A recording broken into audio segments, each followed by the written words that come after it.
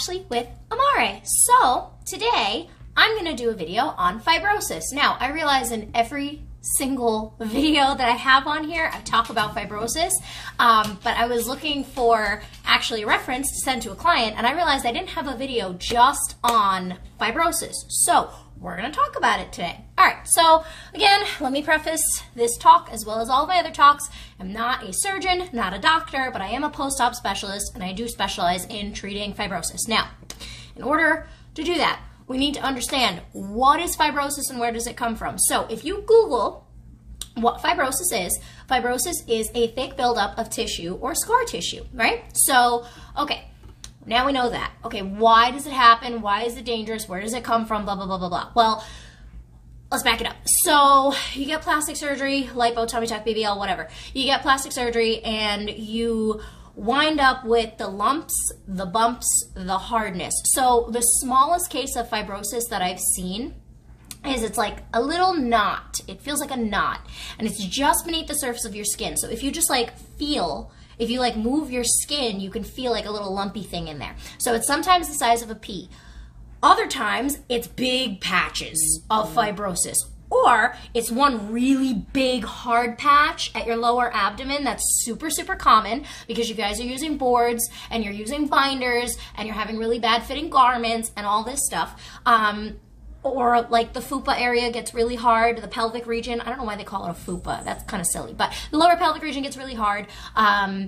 Any area that is either just beneath the skin or you can sometimes see it. Like if you're seeing your pores, those like little holes on your skin and it's like hard and thick. Guys, we have so many pictures of fibrosis before and after with the fibrosis on our feed.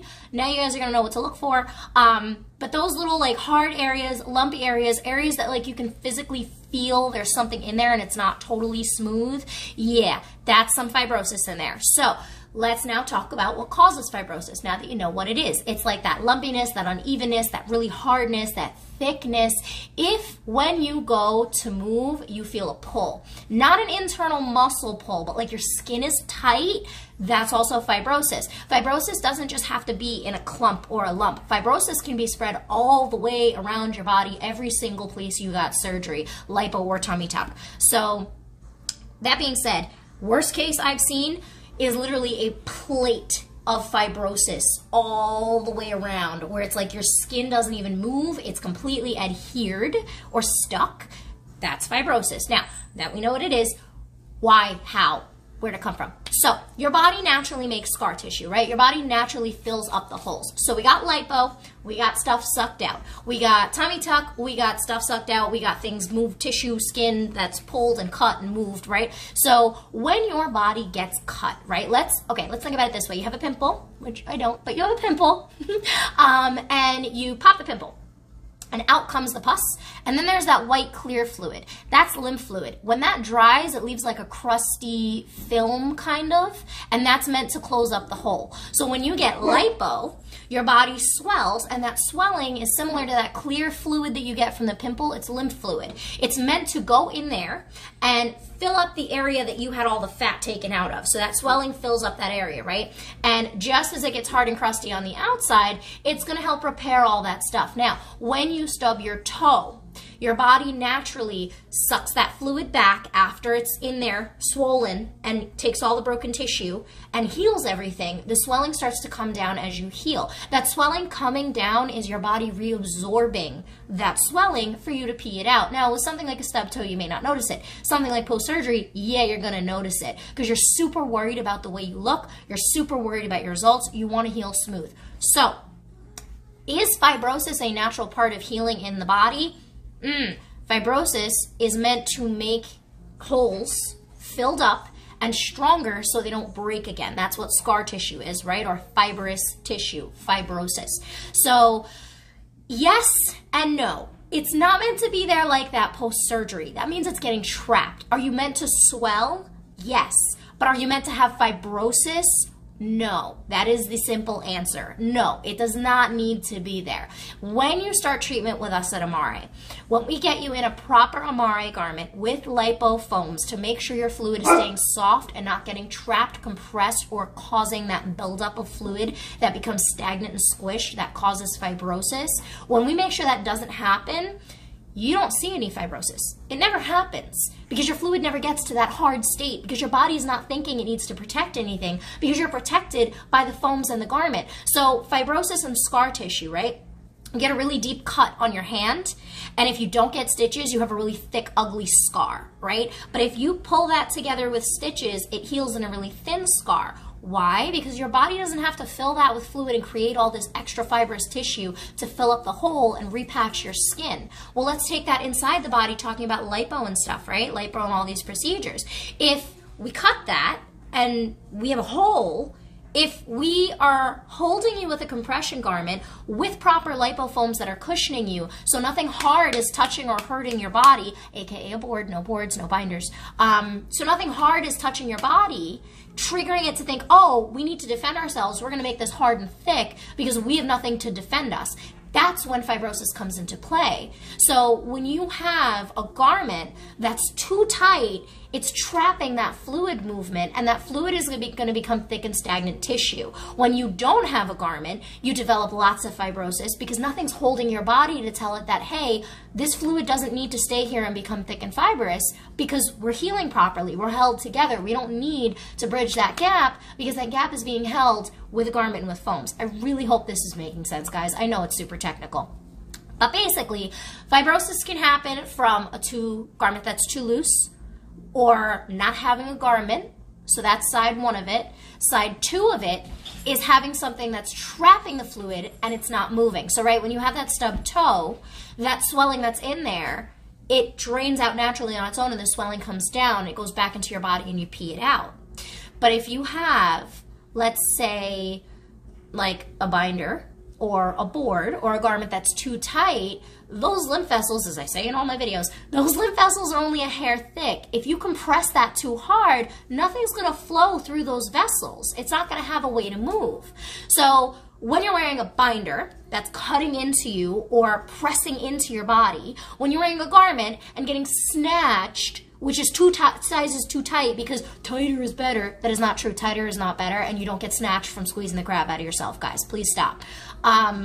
But when you have something that's too tight, or a board, or a wrap, or a waist trainer, or a binder, which again, I have a whole thing on binders. Sometimes they are necessary. Sometimes we can work around them. It really depends. So take that with a grain of salt and go watch my other videos. But when you have something that's too tight, trapping that fluid in there, it's not going to get to move. So basically, this lymph fluid contains white blood cells, water, fats, proteins, right? So this lymph fluid, aka swelling, goes into that area that's now a hole because the lipo sucked all the fat out. It says, okay, we need all these materials to rebuild the tissue.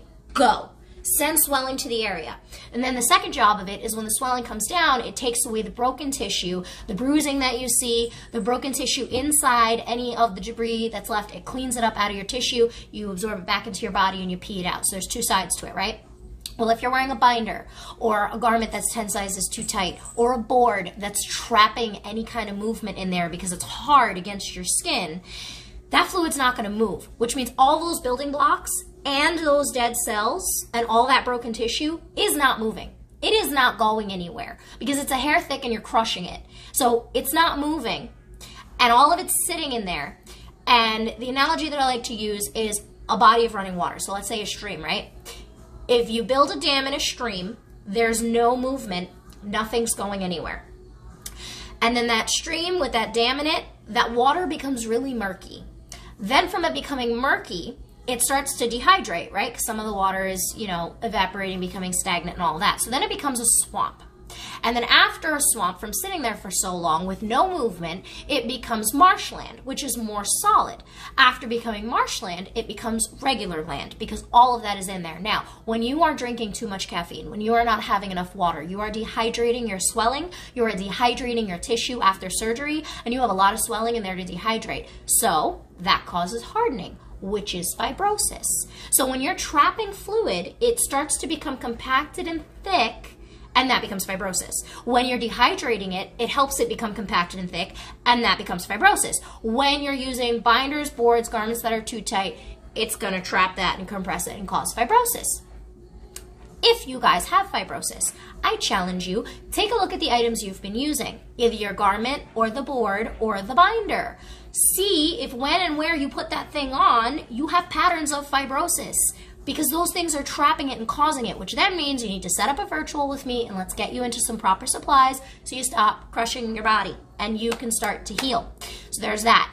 The other reason for fibrosis is, like I said, the dehydrating and the caffeine. Stimulants, caffeine, and not having enough water, because again, that fibrosis was originally swelling and lymph fluid that was meant to move and heal everything and clean out of your body, which didn't happen because we were smushing it. Or you are super dehydrated. If it has no water, it can't move. Again, the analogy of the running stream. So we want to make sure that we're drinking tons and tons and tons and tons and tons of water. Now you can do that till the cows come home and drink tons of water. But if you're in a garment or a binder or with not foams, boards, or even if you're using the memory foam, where it's like, if you can pinch your foam, and next week's video is on foam. If you can pinch your foam and feel your fingers in between, it's crushing into your body. Again, we don't want anything blocking the flow. So any supplies that you guys are using that's pushing into your body, not just pushing, like not just touching your skin, but pushing into your body itself, is going to cause fibrosis. We want no pushing into the body at all. We want to be very, very gentle and soft. We want to keep everything soft. So fibrosis does happen. Is it reversible? Yes, up to a certain point. Usually it's about the 6-month mark. I have, specifically myself, worked on fibrosis that is 2 years old and gotten it to shrink and gotten it to dissolve to a certain point. So it's very different for everybody. But if you are 3 months post-op, we can still deal with fibrosis. If you're 6 months post-op, we can still deal with fibrosis. There is always some way to help. There is always an option. You are not stuck with it permanently, unless you are, which we will talk about in a separate virtual. But that's a very rare case. You can always help reverse it or diminish it somehow. So there's that. But if you have those lines, if you're not using proper garments, if you're using that sponge, that foam, whatever it is, if it's not the Amare recommended lipo foam where it's pushing into your body versus soft compression, proper compression that feels comfortable. If you can't bend down and touch your toes in your compression garment with your foams in, there's a problem. If you can't take a deep breath, there's a problem. If that board is cutting into you, if you feel anything crushing into you or pushing into you that is a board or a sponge or something like that, might want to look into that. That may be a problem. If you're feeling the pressure over your incisions to the point where you feel like it's pushing into your body, you might want to check on that. Might be a problem.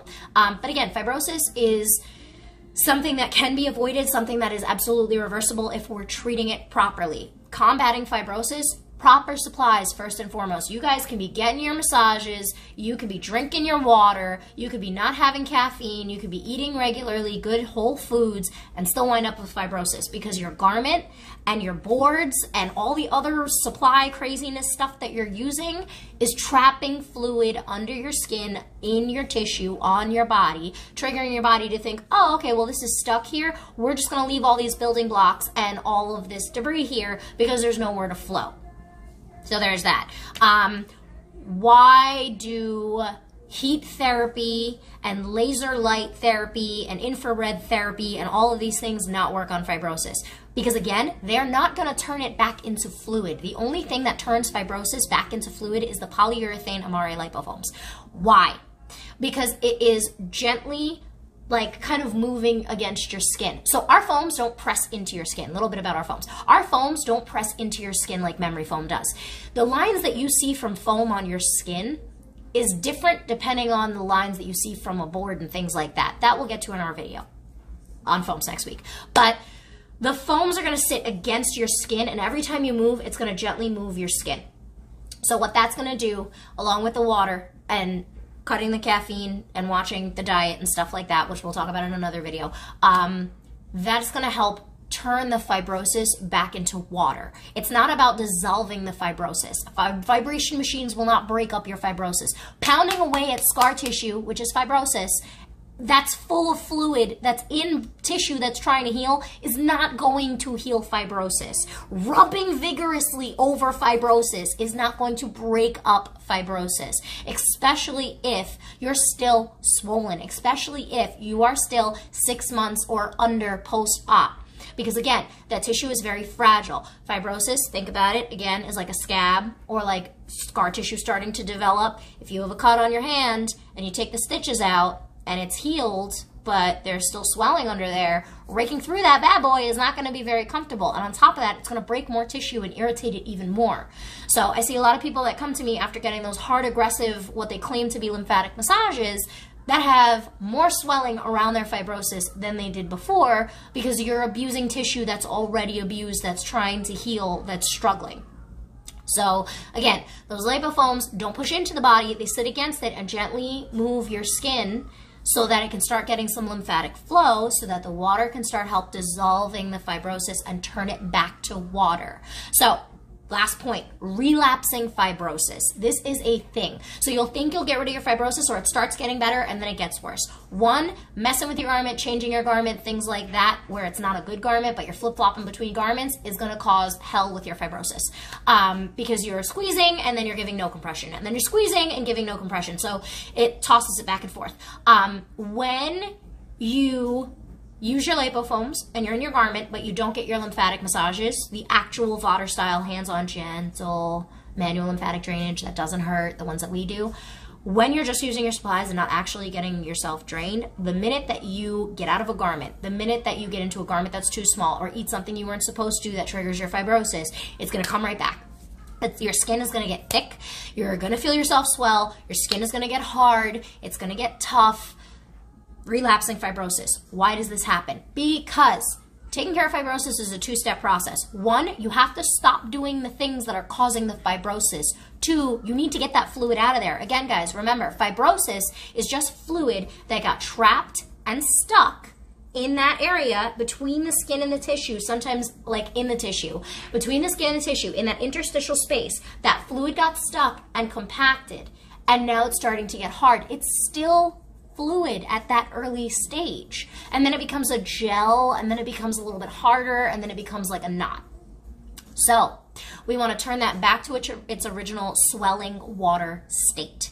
When we turn that back to its original swelling water state, we still have that swelling and water in there. We need to get it out. How do we do that? By getting your body to reabsorb it. How do we do that?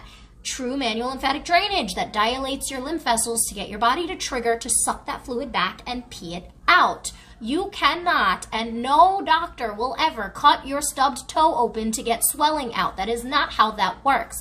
Same thing post-surgery. If people are reopening your incisions and trying to squeeze fluid out of you, guess what? You're still gonna wind up with fibrosis. That is still a thing. Just because you are smaller, just because your body looks smaller, does not mean that you will never wind up with fibrosis. You still can and probably will, because now you're dehydrating that tissue of all those vital essential fluids that your body needs to heal. Literally squishing them out of your body. So, just because you're getting the squeeze massage does not mean that you won't have fibrosis. You have to actually be taking care of your swelling. You have to actually be taking care of turning that hard gel-like fluid that was supposed to be fluid back to fluid so that we can get it out the way it was meant to get out of the body naturally. That is how you take care of fibrosis. So, to wrap it up, major points. Fibrosis, yes, it happens. Is it reversible? Yes. Can we help it? Yes. How do we help it? Lots of water, limit the caffeine, get proper garments and foams. If you don't know what that is for your specific surgery, call me and set up a virtual, 732-841-0142. Call the office. Alex can help you with that. But if you don't know what that is, proper supplies for your surgery, set up a virtual. I'll tell you what you need to get and set up a protocol for you. And if you have fibrosis, assess that as well. And if you need help finding a lymphatic therapist that is true for hands-on Vater style manual lymphatic drainage like I'm talking about to help with your fibrosis, I can help you find one. So set up the virtual. But yes, getting it out is a two-step project. So one, stop doing the things that you were doing that's bad, causing the fibrosis. Again, water, caffeine, bad garments, all those things. flip it and reverse it, start doing the water, get proper supplies, take care of it, and then make sure you're getting your true hands-on manual lymphatic drainage massages to get that fluid out so that you stop having that fibrosis in there. Because guys, the more fluid you have in you, the more chance that that's going to become fibrosis. As we take that fluid down, the less chance that any of that's going to become fibrosis. So if you don't have fibrosis yet, but you have a lot of swelling and you're not getting your sessions done and you're just wearing your garment, and you're like, yeah, it's all right, whatever, and then you come to me 3 months later, yeah, I'm still swollen, I still have hard patches. Well, duh, you didn't do any aftercare, dude. Hello? So even 3 months out, even 6 months out, if you guys slacked on your aftercare, you can still flip it around and set the train right on the right track. So set up a virtual. I hope this was helpful. I hope you guys kind of understood it. I tried to go as in depth as possible without getting lost in the science sauce. So I will see you guys soon. Call the office if you want to set up a virtual. Our Lipo Foams are on the post-op shop. I will put the link in this video. This video will go live on Friday. And I will see you guys next week. Have a good rest of your day, guys. Bye.